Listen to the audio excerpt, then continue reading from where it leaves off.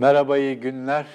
Öncelikle Cumhuriyet Bayramı'nı kutlamak istiyorum. Zaten bu yayında da bundan söz edeceğim. Kendi Cumhuriyet deneyimimden biraz bahsetmek istiyorum. Fazlasıyla özel ve öznel bir yayın olacak, şimdiden söyleyeyim.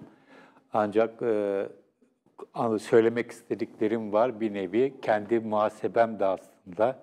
Ama bunun yanı sıra Türkiye'nin 95 yılda nereden nereye geldiği, nereye gittiği, nereye gitmekte olduğu üzerine bir şeyler söylemek istiyorum. Cumhuriyet konseptini sadece bir saltanatın yerine gelen bir yönetim olarak görmenin yanlış olduğunu düşünenlerdenim. Daha farklı, daha onun ötesinde bir şey. Halkın yönetimi çok kabaca.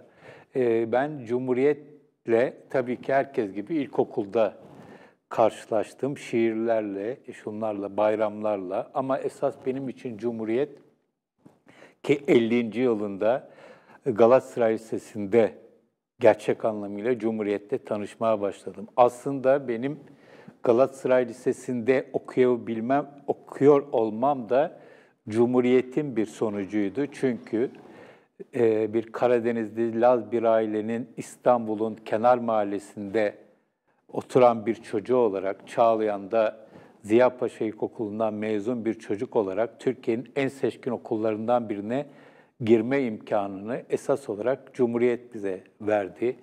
Çok ailelerimizin çok sembolik verdiği paralarla orada yatılı okuduk. Bazı arkadaşlarımız o parayı da vermediler, parası yatılı okudular. Bizi dışarıdan bilenler, Galatasaray Lisesi'ni ve benzer okulları dışarıdan bilenler buraların zengin okulları olduğunu düşünür ama hiç de böyle değildir. Ancak şöyle bir şey var, buralar elit ailelerin çocukları, seçkin ailelerin çocukları değildir sadece. Onlar da vardır elbette. Ama buradan çıkanlar büyük ölçüde ileride Cumhuriyet'in, ülkenin seçkinleri olurlar. Hepsi olmasa bile büyük bir kısmı. Bu biraz karıştırılır. Halbuki buralar gerçekten bizim okul böyleydi. İstanbul Erkeğin böyle olduğunu biliyorum. Kabataş Lisesi gibi daha sonra açılan fen liseleri bunlar gerçekten halk okullarıydı. Devletin finanse ettiği, tabii devlet bu finansmanı yine halktan aldığı vergilerle yapıyordu. Ve bu anlamda halktan alınanın halka verilmesi gibi bir şeydir. Ve buralar benim kendi deneyim anlamında söylüyorum. Bunun farklı farklı örnekleri vardır tabii. Özellikle yatılı okullar, bölge yatılı okulları, bir zamanların köy enstitüleri gibi. Buralar Türkiye'de gerçekten Cumhuriyet'in havasının solunduğu yerlerdi. Benim açımdan öyleydi ve tam da 50. yılına Galatasaray Lisesi'nde daha yeni girmiş ve Fransızcayı yeni yeni öğrenmeye başlayan ama hayatı da yeni öğrenmeye başlayan birisi olarak 50. yıla orada tanıştık. Hep aklımızda o tarihte acaba 75'i görecek miyiz, 100'ü görecek miyiz ya da 75'te 100'de ne olacak gibi bir duygu vardı.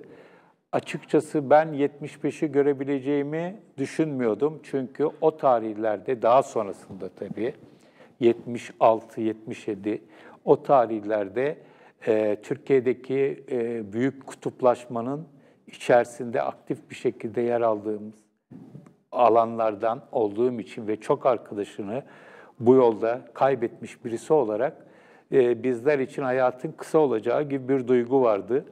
Ama 75'i de gördük ve az kaldı, belki 100'ü bile görme imkanı olacak.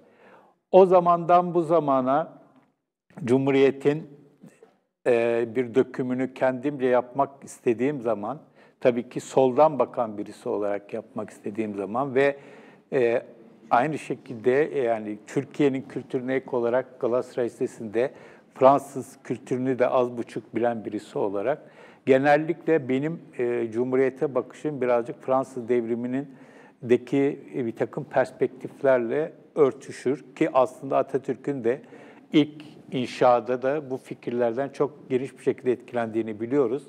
Bunlar eşitlik, kardeşlik ve özgürlük fikirleri. Türkiye bu üç noktada da bayağı bir yol kat etti ve bayağı da bir engel yaşadı. Cumhuriyet'in ilk yıllarında da eşitlik, kardeşlik, özgürlük konusunda çok eksiklikler ve çok ilerlemeler yaşandı. Daha sonraki yıllarda da inişli çıkışlı bir grafik izledik. Geldiğimiz noktada 95. yılda neredeyiz derseniz bence kötü bir yerdeyiz. Benim ilk gençlik yıllarımda yaşadığımdan da kötü bir yerde olduğumuzu düşünüyorum.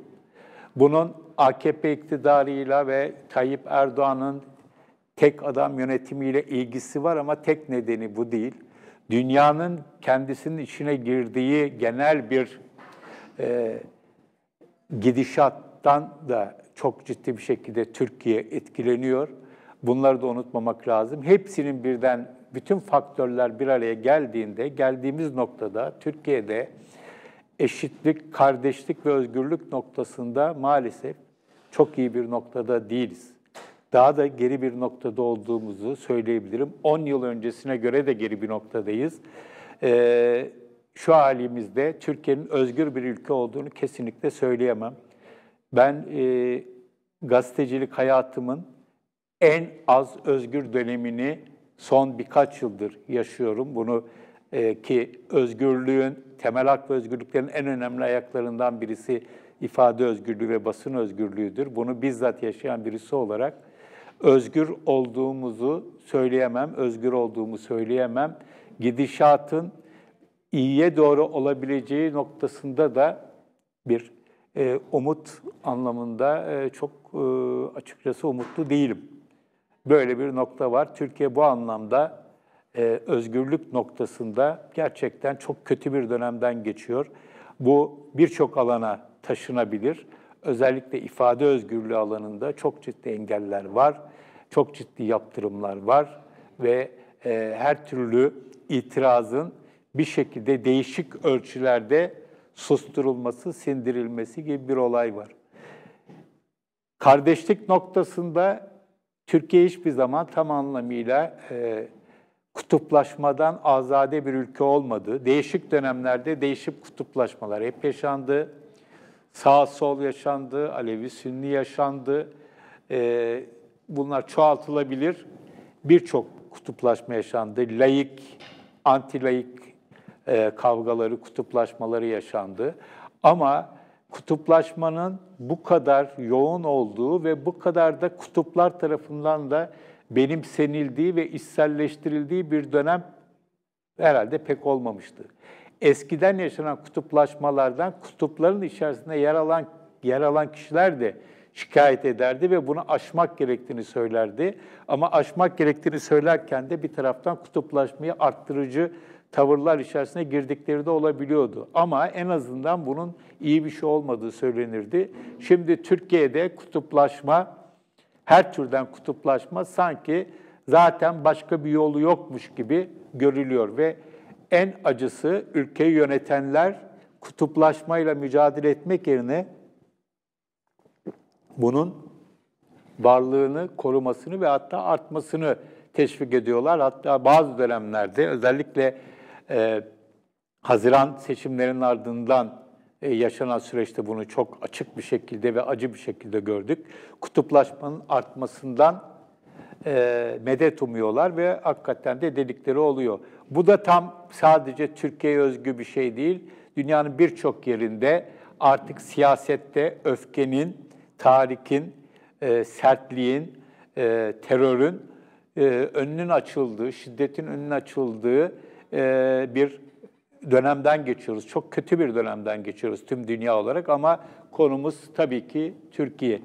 Eşitlik noktasında da maalesef iyi bir noktada değiliz. Türkiye'de insanlar eşit değil. Sadece sınıfsal anlamda değil, etnik anlamda da eşit değil, inanış anlamında da eşit değil ve siyasi anlamda da eşit değil. Bu her dönem eşitsizlik Türkiye'de hep yaşanmıştır ama bu dönem çok daha çarpıcı bir şekilde yaşanıyor. Bir yerde devlet içerisinde liyakatın bu kadar geri plana itildiği dönemler herhalde çok az vardır. Sadakatin birçok şeyin önüne geçtiği, sırf sadık oldukları için, iktidara yakın oldukları için hak etmedikleri yerlere gelen çok insanlar var ve bunu iktidara yakın başka kişiler de seslendiriyor. Böyle bir noktadayız. Eskiden de olan partizanlık şimdi çok daha farklı bir şekilde hayata geçiyor ve bu açıkçası fazlasıyla herkesi rahatsız eder bir hal aldı. Eşitlikten kastedilen herkesin aynı olması değil, herkesin farklı olması, farklılıkların teşvik edilmesi ama imkanlara ulaşma konusunda herkesin eşit olabilmesi ya da devletin herkese eşit yaklaşabilmesi. Yoksa herkesi devlet eliyle, toplum mühendisliğiyle herkesi Sünni ve Türk yaparak ya da başka bir şey, hiç önemli değil ne olduğu sıfatın. Böyle bir eşitlik perspektifi hiçbir zaman Cumhuriyet'le örtüşen bir perspektif değil. Herkes etnik kimliğiyle, siyasi duruşuyla, cinsel yönelimiyle kendisini bu ülkede diğerleriyle eşit hissedebilmeli. Bu son dönemi çok meşhur olan lafıyla kendisini ötekileştirilmesine izin vermemeli, ötekileştirilmemeli. Ama bu çok kullanılan laf, çok daha fazla kullanılır oldu ama çok daha baskın bir şekilde karşımıza çıkıyor. Dönüp dolaşıp 95. yılda iyi bir noktaya gelmedik. 100. yıla bu gidişte gidersek 100. yıla da iyi bir noktaya 100. yılda da iyi bir noktaya ulaşabileceğimizi maalesef sanmıyorum. Kişisel olarak benim beklentim çok fazla kalmış değil. Ama oğlumun ve olursa onun çocuklarının geleceği için çok ciddi bir şekilde endişeliyim. Bunu sadece Türkiye'ye özgü bir olay olarak söylemiyorum. Tüm dünyada gidişat sanki İkinci Dünya Savaşı öncesi ne andıran bir hal almaya başladı. Peş peşe gelen haberler, en son Brezilya'da bir aleni, kendini gizlemeyen bir faşistin oyların büyük bir çoğunluğunu alarak ikinci turda da olsa başkan seçilmesi ki Brezilya çok büyük bir ülke, bizden uzak olmasına rağmen önemli bir ülke. Bunun benzeri o kadar olmasa da Hindistan'da da yaşanmıştı. Avrupa'nın birçok yerinde yaşanıyor. Amerika Birleşik Devletleri'nde yaşandı ve zaten bizim coğrafyamızda zaten durum otoriter ve totaliter yönetimlerle gidiyor ve bunların iyi bir şeymiş gibi kabullenilmesi, bu tür otoriterliklerin ve totaliterliklerin Türkiye dahil iyi bir şeymiş gibi kabullenilmesi de işin ne kadar vahim bir noktada, durumun ne kadar vahim bir noktada olduğunu bize gösteriyor. Evet, 95. yılda Cumhuriyet'in bir çocuğu olarak, bir yetiştirdiği birisi olarak, ona çok şey borçlu olan birisi olarak, Cumhuriyetimizin geldiği bu noktanın gerçekten üzüntü verici olduğunu söylemek durumundayım. Hepimizin bunda muhakkak kusuru, hatası, günahı vardır. Ama bunu düzeltmek konusunda da hepimizin üzerine çok ciddi bir şekilde görevler düşüyor. Bu görevlerin en önemlisi de Cumhuriyete sahiplenmenin işinin devletin değil, toplumun olduğunu görmek bence.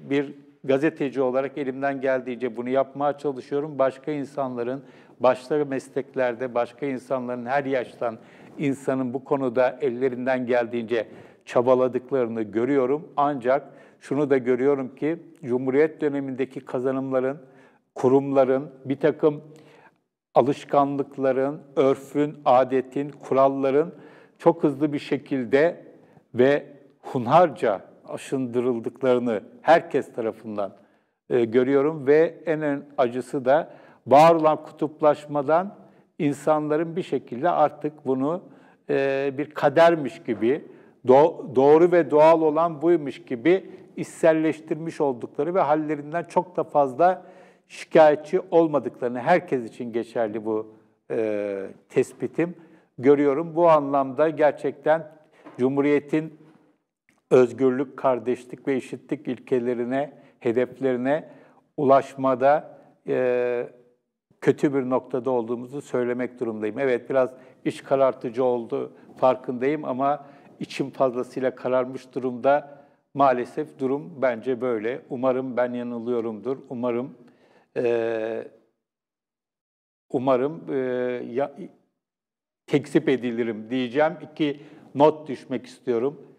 Cumhuriyet'in 95. yılında 2 askerin soğuktan donarak öldüğü bir ülkeyiz ve hayatını kaybettiği bir ülkeyiz ve bunun ardından yapılan sadece bir takım hamasi laflar, üstünkörü açıklamalar. Cumhuriyet olsa o askerler orada ölmezdi. Eskaza ölmeleri durumunda ortalık ayağa kalkardı. Böyle bir durum var. Bir de ikincisi, bugün Cumhuriyet'in yıl dönümünde havaalanı açılıyor. O havaalanında İktidar Partisi'nin lideri ve İktidar Partisi'nin mensupları var.